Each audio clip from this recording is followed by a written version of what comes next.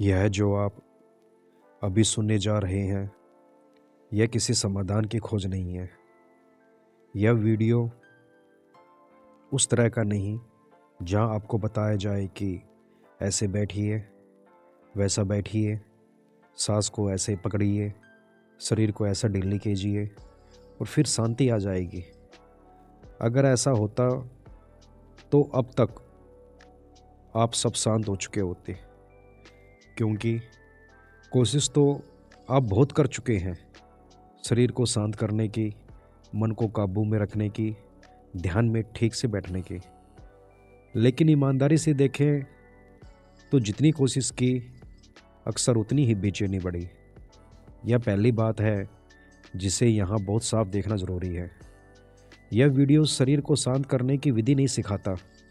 यह वीडियो आपको कुछ करने के लिए नहीं कहता। यह बस यह समझने के लिए है कि शरीर कभी कभी अपने आप कैसे शांत हो जाता है।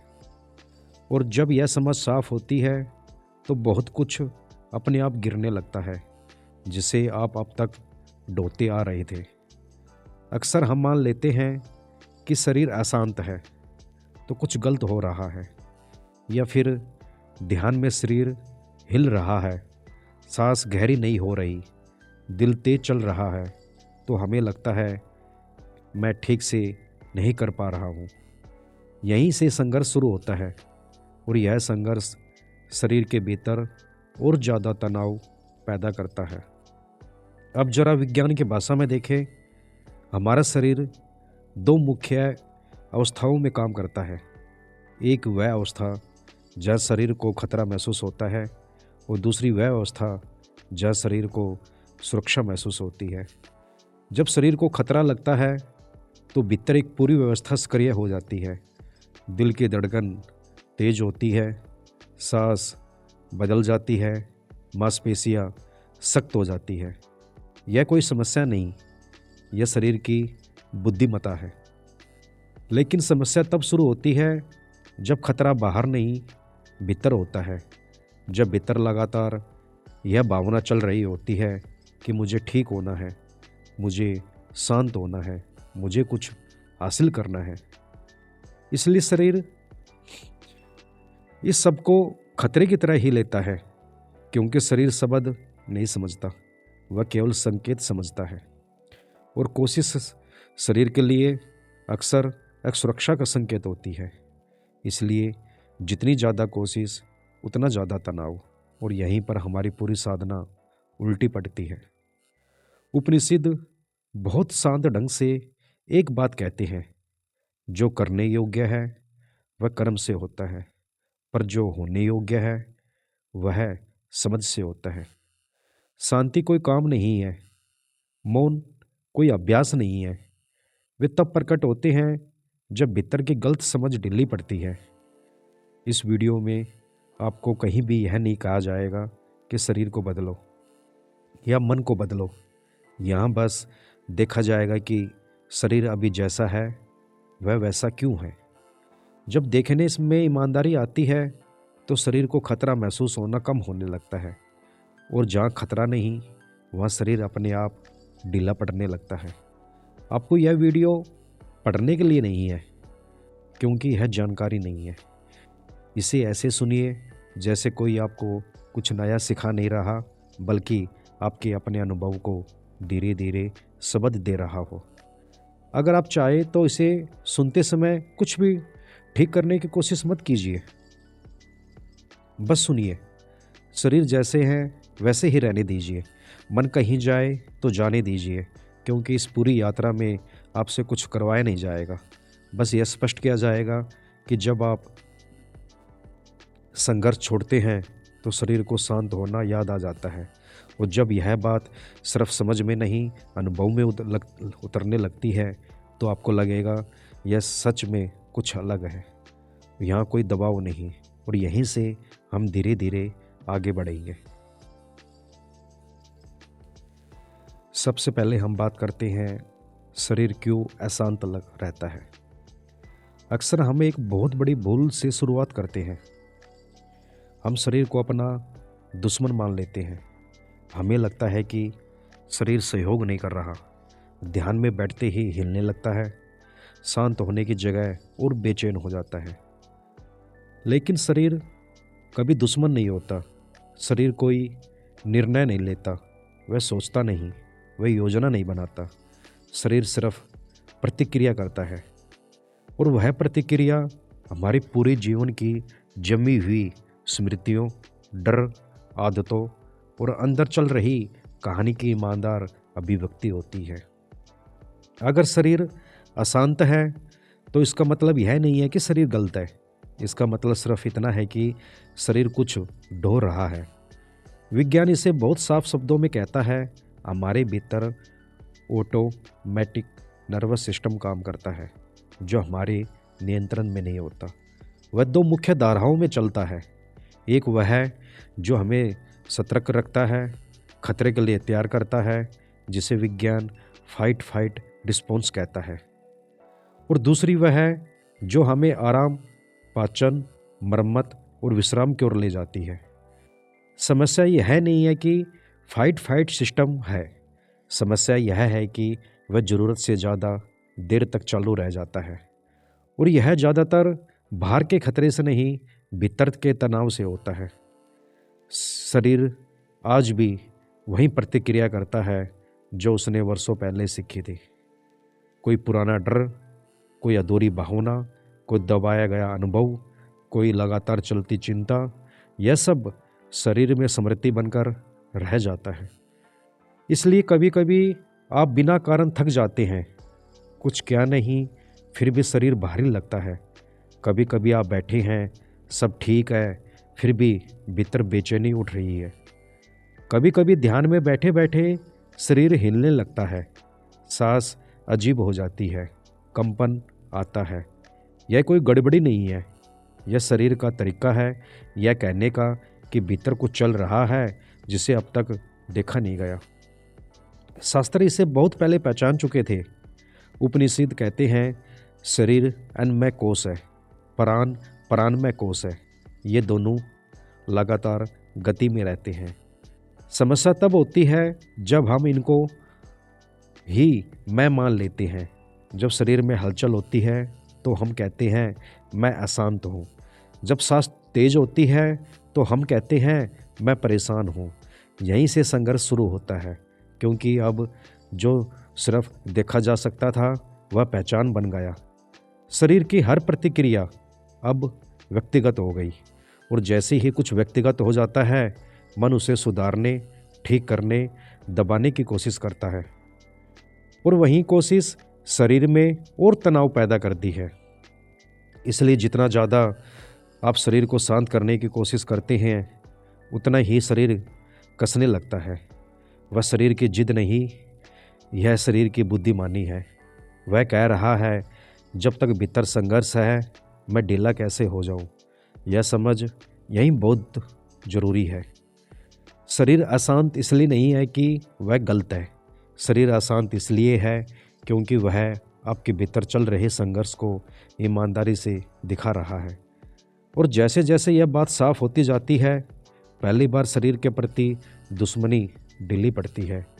यहीं से अगले भाग की भूमि तैयारी होती है, क्योंकि जब दुश्मन की कल्पना टूटती है तभी समझ की जगह बनती है, और वही समझ धीरे धीरे शरीर को अपने आप सुरक्षा का संकेत देने लगती है। यही यात्रा आगे बढ़ती है। अब बात करते हैं शरीर को शांत करने की कोशिश हमेशा असफल क्यों होती है। अब यहाँ एक बहुत ज़रूरी बात को साफ देखना होगा, क्योंकि यहीं पर लगभग हर साधक अटकता है। हम जब सब किसी न किसी रूम में शरीर को शांत करने की कोशिश करते रहते हैं, कभी सीधे बैठकर, कभी शरीर को स्थिर रखने का दबाव बनाकर, कभी सांस को धीमा करने की कोशिश करके, और कभी कभी भीतर ही भीतर यह कहते हुए कि मुझे शांत होना चाहिए, मुझे शांत होना चाहिए, मुझे शांत होना चाहिए। यह सब सुनने में साधना लगता है, पर शरीर के लिए यह सब दबाव बन जाता है। शरीर के साथ एक समस्या यह है कि वह आपकी भाषा नहीं समझता। वह यह नहीं समझता कि आप साधना कर रहे हैं या आप ध्यान में बैठने की कोशिश कर रहे हैं। वह केवल एक बात समझता है, अभी क्या सुरक्षित है और क्या असुरक्षित। जब आप शरीर को ज़बरदस्ती स्थिर करने की कोशिश करते हैं तो शरीर इसे खतरे के संकेत की तरह लेता है, क्योंकि जब कभी जीवन में वास्तविक खतरा होता है तो शरीर को कंट्रोल करने की ज़रूरत पड़ती है। इसलिए कंट्रोल का संकेत शरीर के लिए अक्सर असुरक्षा का संकेत बन जाता है।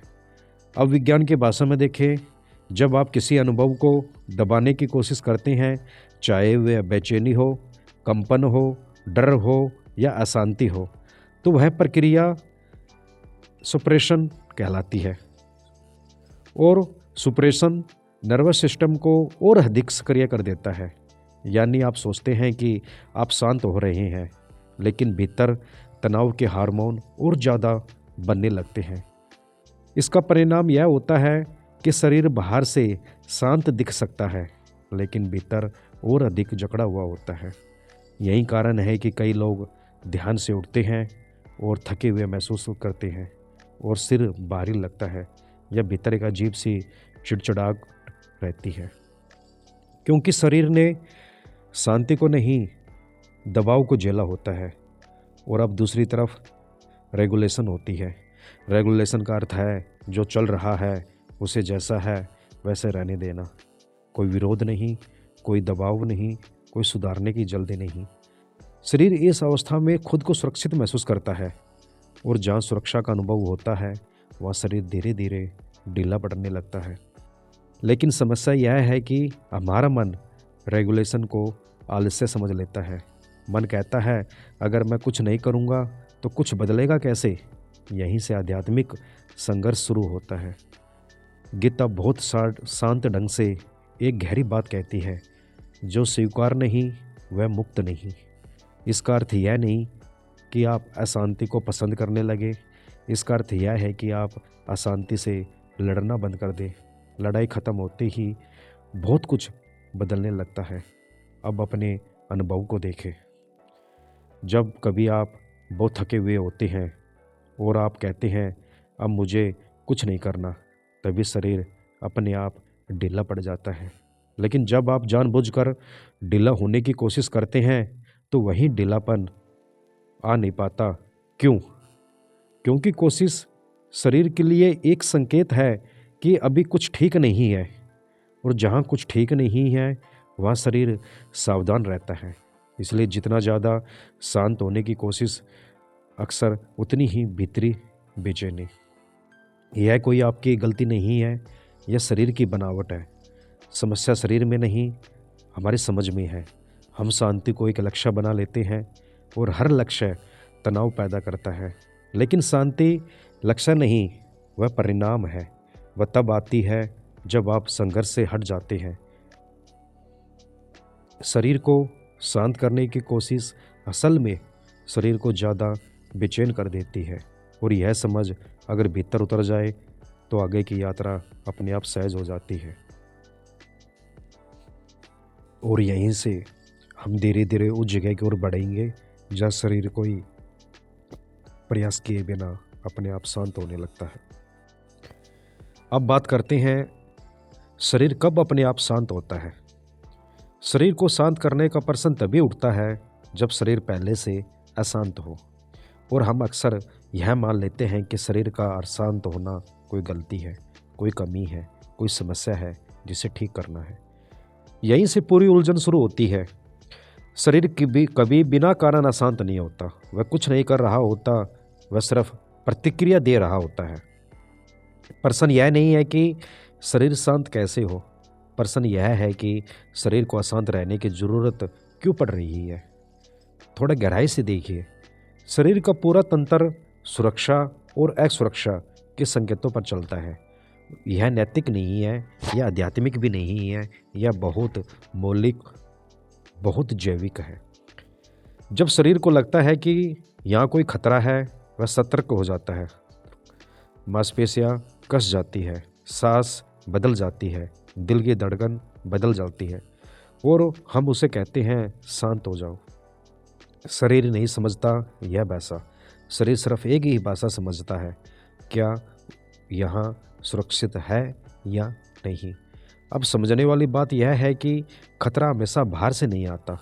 कई बार सब ठीक होता है, कमरा शांत, लोग नहीं हैं, कोई शोर नहीं है, लेकिन भीतर एक बहुत सूक्ष्म युद्ध चल रहा होता है। मुझे शांत होना चाहिए, यह ठीक नहीं हो रहा, मैं ध्यान में सफल नहीं हो पा रहा। शरीर के लिए यह सब भी खतरे के संकेत है। विज्ञान इसे बहुत साफ शब्दों में कहता है।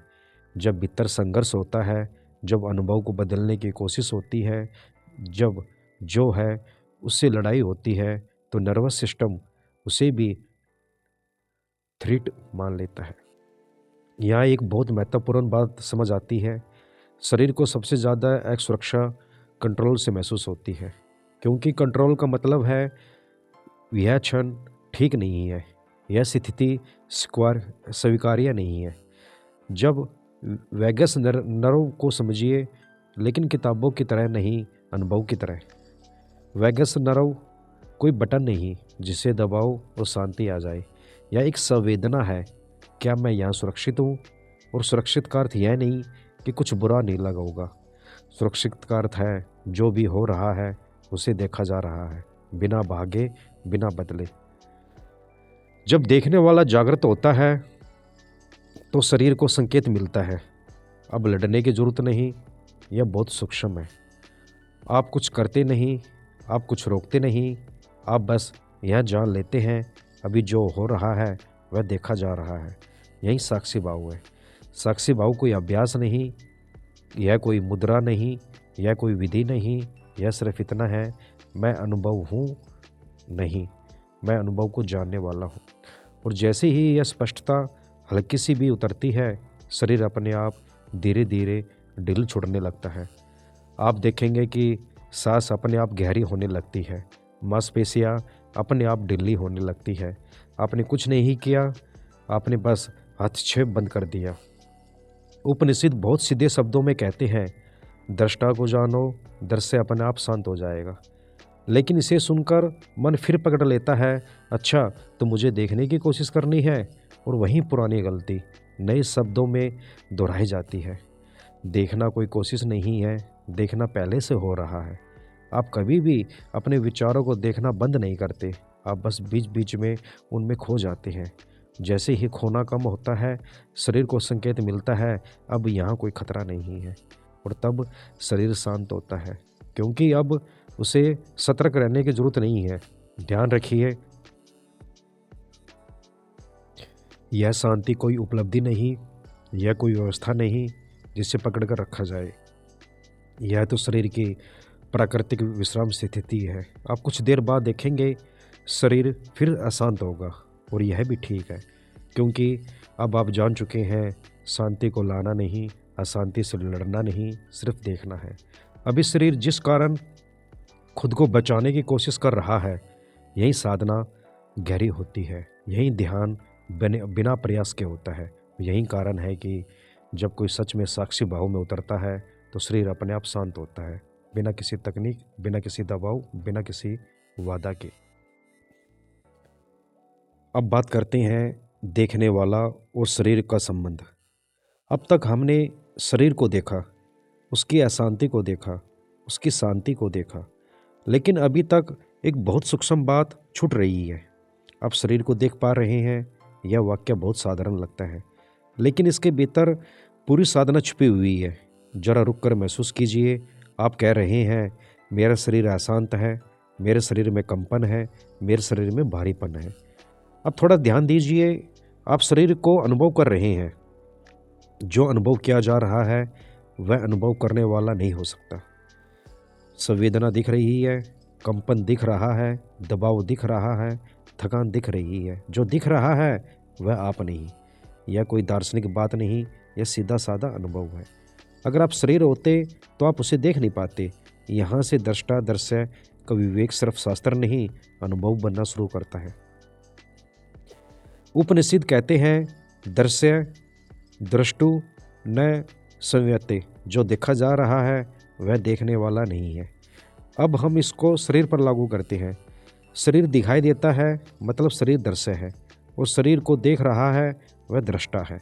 यह देखना आँखों से नहीं, यह जागरूकता से है। आप बैठे हैं, आंखें बंद है, और आपको पता है कि शरीर यहाँ है। यह पता होना किसी मांसपेशी में नहीं है या किसी अंग में नहीं है, यही देखने वाला है। अब नेति नेति को सिर्फ शब्द की तरह नहीं, अनुभव की तरह समझिए। यह शरीर मैं नहीं हूँ क्योंकि यह दिख रहा है। यह सांस मैं नहीं हूँ क्योंकि यह बदल रही है। यह कंपन मैं नहीं हूँ क्योंकि यह आ जा रहा है। यह थकान मैं नहीं हूँ क्योंकि यह भी एक अवस्था है। यह कहते समय कोई मंत्र नहीं जपना, बस देखना है, और जैसे जैसे देखना साफ होता है एक बहुत अद्भुत चीज़ होती है। शरीर को पहली बार अपने होने की अनुमति मिलती है। अब उसे किसी को साबित नहीं करना है, अब उसे किसी को आदर्श में फिट नहीं होना है, अब उसे शांत दिखना जरूरी नहीं है, और इसी अनुमति में शरीर ढीला पड़ने लगता है। यह विज्ञान भी बिल्कुल सही कहता है, लेकिन अलग भाषा में। इंट्रोसप्शन, अंदर की संवेदनाओं को जानने की क्षमता। लेकिन जानना मतलब बदलना नहीं। जब संवेदनाओं को बिना जज किए, बिना सुधारने की कोशिश के जाना जाता है तो नर्वस सिस्टम एक स्पष्ट संकेत पाता है, यहाँ कोई दुश्मन नहीं है। और जैसे ही यह संकेत गहराता है, शरीर का तनाव अपने आप गिरने लगता है। उपजाऊ सेल्फ बॉडी इमेज का अंतर यहाँ बहुत साफ होता है। बॉडी इमेज हमारी धारणाओं से बना है, उपजाऊ सेल्फ किसी धारणा से नहीं बना। उपजाऊ सेल्फ कुछ करना नहीं, वह सिर्फ जानता है। और यह जानना शरीर के लिए सबसे बड़ा सेफ्टी सिग्नल है। आप देखेंगे जिस पल देखना थोड़ा भी स्पष्ट होता है, शरीर में एक हल्की सी ढील आती है। कभी कंधे गिर जाते हैं, कभी सांस गहरी हो जाती है, कभी पेट अपने आप नरम पड़ जाता है। आपने कुछ नहीं किया, आपने सिर्फ गलत पहचान छोड़ी। अब शरीर आपकी पहचान नहीं रहा, वह आपका अनुभव बन गया। और अनुभव लड़ाई नहीं मांगता, यही साधना शब्दों से बाहर आती है। यही ध्यान प्रयास से मुक्त होता है। यही पहली बार आप महसूस करते हैं, मैं शरीर को चला नहीं रहा, मैं शरीर को ठीक नहीं कर रहा, मैं शरीर को शांत नहीं कर रहा, मैं बस यह जान रहा हूँ कि शरीर मेरे सामने प्रकट हो रहा है। और यही जानना शरीर के लिए सबसे बड़ा विश्राम है। अब बात करते हैं मौन कैसे उतरता है। अब तक आपने शरीर को देखा, संवेदनाओं को देखा और देखने वाले को पहचाना। अब एक बहुत स्वाभाविक प्रश्न उठता है, जब यह सब देखा जा रहा है तो भीतर जो शांति आने लगती है वह क्या है? लोग उसे मौन कहते हैं, लेकिन यहाँ से हम मौन को नए सिरे से समझेंगे। मौन आवाज़ का बंद होना नहीं है। अगर ऐसा होता तो गहरे जंगल में या साउंड प्रूफ कमरे में बैठते ही सभी बुद्ध हो जाते हैं।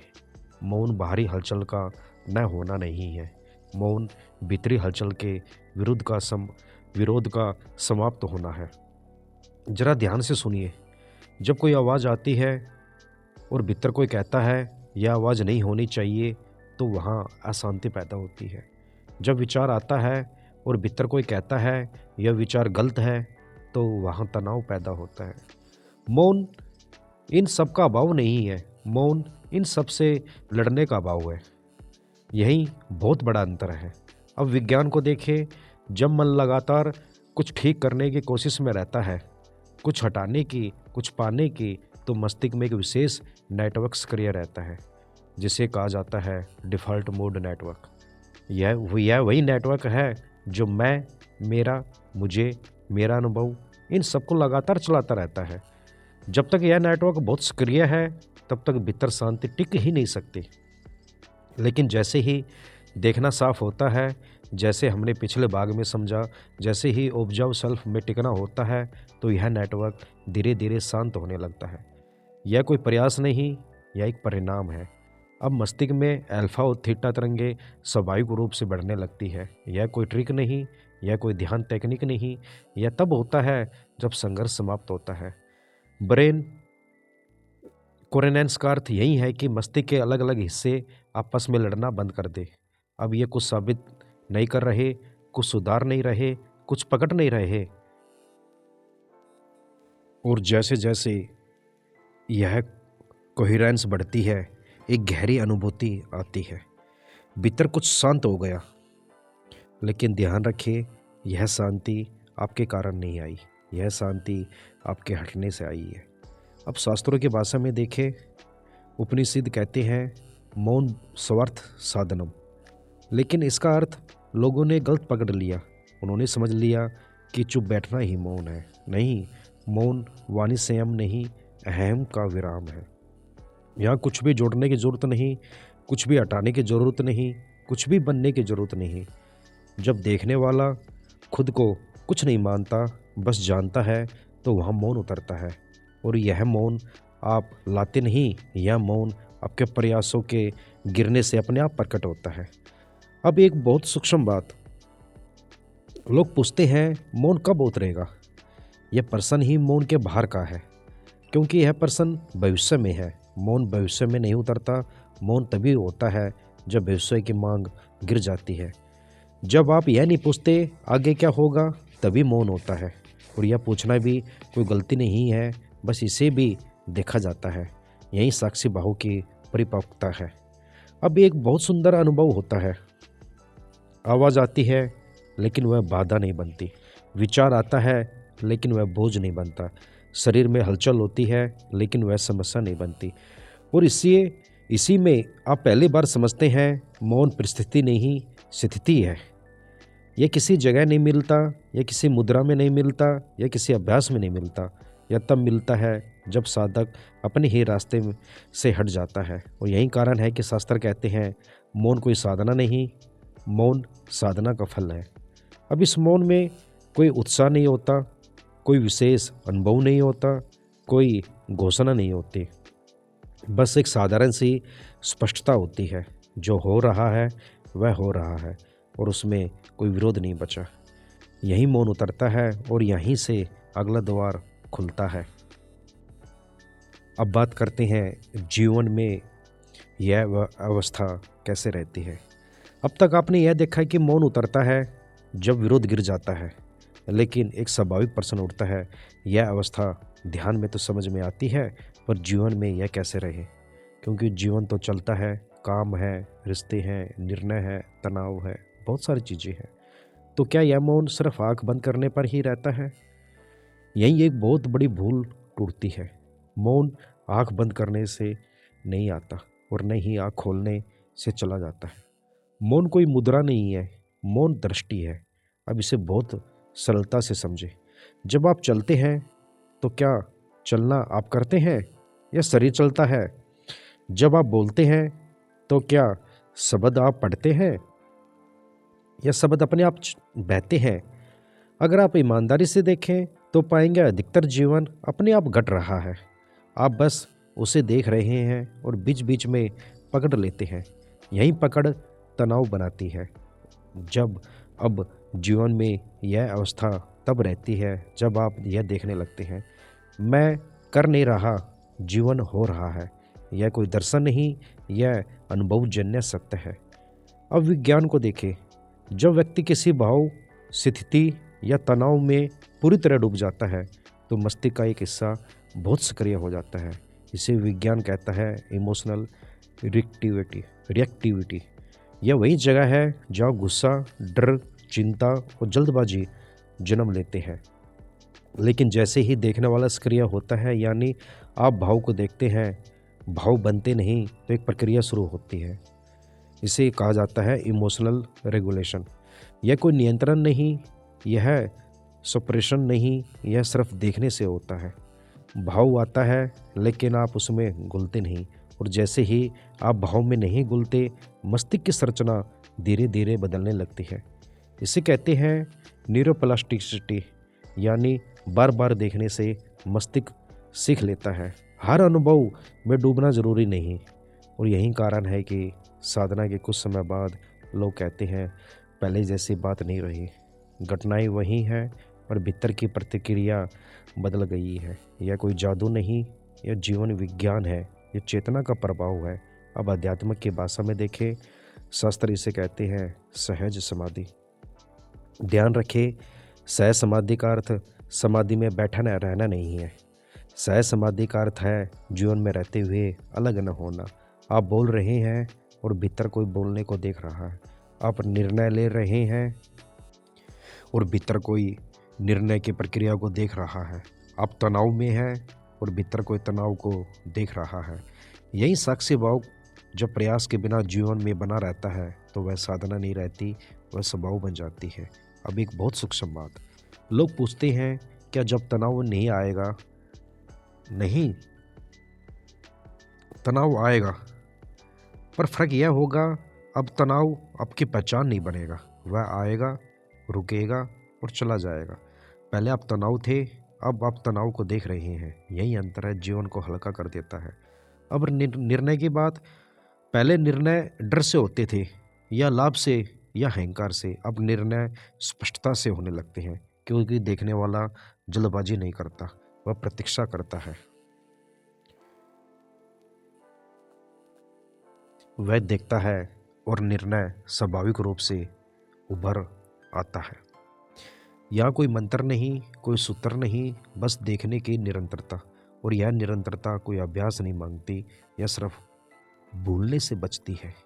जब आप भूल जाते हैं तो फिर जुड़ जाते हैं, जब याद आ जाता है तो फिर मुक्त हो जाते हैं।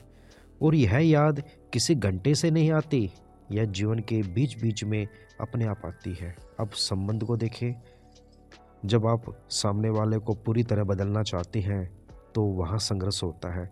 और जब आप उसे देखते हैं, समझते हैं पर पकड़ते नहीं, तो वहाँ करुणा उतरती है। और यह करुणा सीखी हुई नहीं होती, यह साक्षी भाव का स्वाभाविक फल होती है। अब जीवन और मौन अलग नहीं रहते। मौन जीवन के बीच में रहता है, शोर के बीच शांति, गतिविधि के बीच स्थिरता। और यही इस पूरे अध्याय का सबसे बड़ा रहस्य है। आपको जीवन छोड़कर मौन में नहीं जाना, आपको मौन छोड़कर जीवन में आना है। और जब यह घटता है तो साधक धीरे धीरे गायब होने लगता है, बस जीवन रह जाता है और देखने की सरलता यहीं से स्वाभाविक रूप से पास आता है। अब आखिरी में हम समझेंगे, जब संघर्ष हटता है तो शांति प्रकट होती है। ये समापन हिस्से में अभी यहाँ कुछ नया जानने को नहीं, जो समझाना था वह धीरे धीरे अपने स्थान पर बैठ चुका है। शुरुआत में हम शरीर को शांत करना चाहते थे। हमने सोचा था अगर शरीर शांत हो जाए तो भीतर कुछ ठीक हो जाएगा। पर अब यह साफ दिखाई देने लगा है कि शरीर को शांत करने की कभी ज़रूरत ही नहीं थी। शरीर कभी अशांत नहीं होता, वह बस प्रतिक्रिया करता है। और वह प्रतिक्रिया हमारे भीतर चल रहे संघर्ष की भाषा होती है। जब भीतर कोई लड़ाई होती है तो शरीर कस जाता है। जब भीतर कोई डर होता है तो शरीर सतर्क हो जाता है। जब भीतर कुछ होना चाहिए और वैसा नहीं होता तो शरीर तनाव पकड़ लेता है। लेकिन यह सब शरीर की गलती नहीं है। शरीर तो ईमानदार है, पर वही करता है जो भीतर चल रहा होता है। अब यहाँ एक बहुत सीधी बात स्पष्ट हो जाती है। अगर संघर्ष खत्म हो जाए तो शरीर को शांत होने के लिए कुछ करना नहीं पड़ता, वह अपने आप छूट जाता है। जैसे मुट्ठी बंद हो तो उंगलियां कसी रहती है, लेकिन जब पकड़ छोड़ दी जाती है तो उंगलियां अपने आप खुल जाती है। उंगलियों को खोलने की ज़रूरत नहीं पड़ती, बस पकड़ हटानी होती है। और ठीक वैसे ही शरीर के साथ आप शरीर को शांत नहीं करते, आप उस पकड़ को पहचानते हैं जो अनजाने में डाल ली जा रही थी। और जैसे ही यह पहचान साफ होती है, शरीर अपने आप नीचे उतरने लगता है। सांस अपने आप गहरी हो जाती है, मांसपेशियां अपने आप ढीली पड़ जाती है, भीतर का शोर अपने आप कम होने लगता है। यह कोई साधना नहीं, यह कोई उपलब्धि नहीं, यह सिर्फ गलत पहचान का ढीला पड़ जाना है। अब अंतिम बोध बहुत सरल है। आप शरीर नहीं जिसे शांत करना पड़े, आप मन नहीं जिसे काबू करना पड़े, आप वह है जो यह सब देख रहा है। और जब देखने वाला खुद को पहचान लेता है तो संघर्ष अपना आधार खो देता है। संघर्ष किसी चीज़ से नहीं होता, संघर्ष गलत जगह खड़े होने से होता है। और अब आप गलत जगह खड़े नहीं हैं, आप देखने की जगह पर हैं। और वहाँ कोई कोशिश नहीं होती, कोई जोर नहीं होता, कोई अभ्यास नहीं होता, बस उपस्थिति होती है, शांत, खुली और सरल।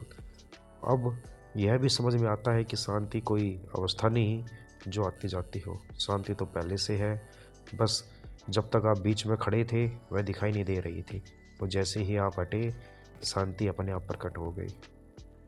इसलिए अब कुछ पकड़ने को नहीं है, कुछ बनाए रखने को नहीं है, कुछ दोहराने को नहीं है। जीवन चलेगा, शरीर चलेगा, मन चलेगा, लेकिन अब उनके बीच कोई लड़ाई नहीं है। और यही इस पूरी यात्रा का सबसे शांत सत्य है। शांति कोई अवस्था नहीं, वो तब प्रकट होती है जब आप हट जाते हैं। बस यही सब पूरा हो जाता है।